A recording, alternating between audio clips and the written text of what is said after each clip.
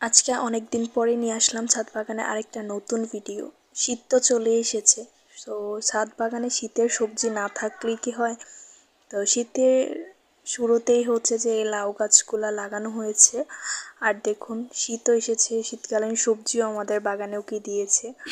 মাশাআল্লাহ, দেখেন কতগুলা লাউ, মানে ছোট্ট একটা টবে যে এত সুন্দর এতগুলা লাউ হবে। আসলে লাউ অনেক ধরনের আছে, আমাদের 2টা লাউ গাছ আছে, তার মধ্যে এটা হচ্ছে এক ধরনের লাউ গাছ। এটা কি লাউ বলে আমি আসলে জানি না, বাট শীতকালীন সবজি, শীতের আমেজ সব কিছু নিয়েই তো বাগানিরা তো সকল সবজি লাগিয়ে থাকেন। তো এই যে দেখুন কত সুন্দর লাউ ছোট ছোট। আর এই যে দেখেন শশা গাছটা বয়স হয়ে গেছে, আর শশাগুলো আগের মতন হয় না, আর পোকাতে নষ্ট করে ফেলে। এই যে ছোট্ট একটা ছাদ বাগান, সকল সবজি গাছ